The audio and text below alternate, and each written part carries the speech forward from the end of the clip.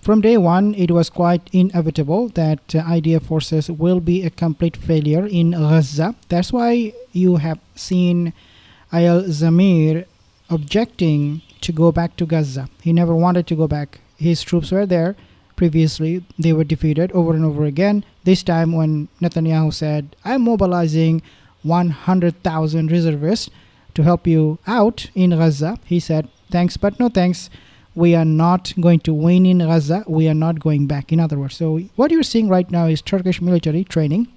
I'll share with you another report from Jimmy Dore.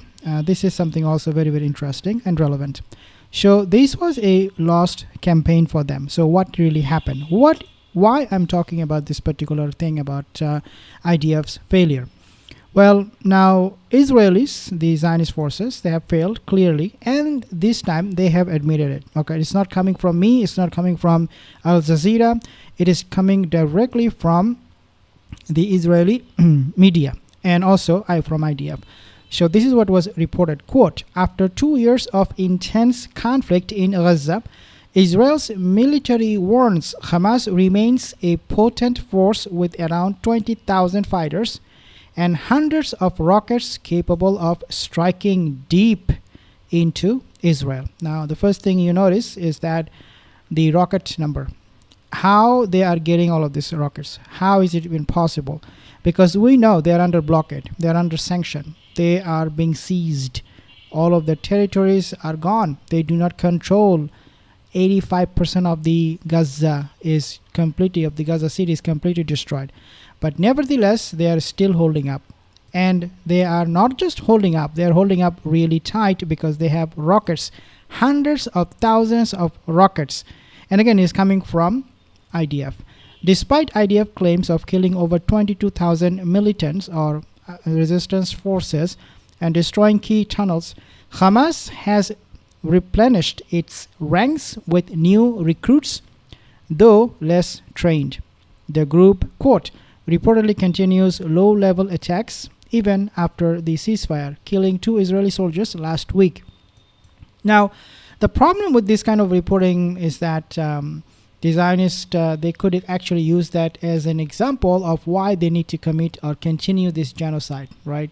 So we do not want to overblow it, but at the same time, you have to see the results on the ground. IDF packed up and they have left. It is because they know that the resistance forces, they're fearful. They are very, very brave, and they will come after IDF forces wherever they are in Gaza. So, yeah, there has to be a balance when we talk about this particular situation, because otherwise, the Western media, they will spin this narrative, convincing its audience that, hey, look, Gaza still have still Hamas in them. So we need to go back. We need to bomb them. We need to continue this massacre, this slaughter of the Palestinian people. So we have to be careful with that narrative too. Now, quote, Israel retaliated with airstrikes targeting Hamas infrastructure and major tunnel networks. The fragile ceasefire remains tense as both sides brace for ongoing conflict. There is no ceasefire. There is absolutely no ceasefire. Take a listen what Jimmy Dore is saying here. Hey, shocker! Israel has broken the ceasefire immediately.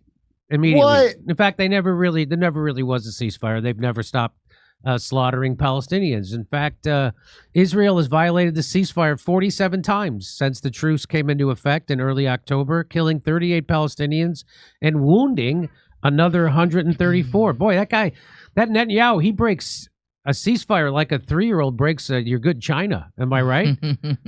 Well, baby steps. And this was predicted when they signed the ceasefire with Hamas. We knew that it will not be a ceasefire. As Mehdi Hassan, he said, coming from him directly, he said that ceasefire basically means cease for the Arab fighters, fire for Israel. And he's so true. Let's take a listen to what else he's saying here. Jimmy, they cut down the number of killings. They're phasing it out.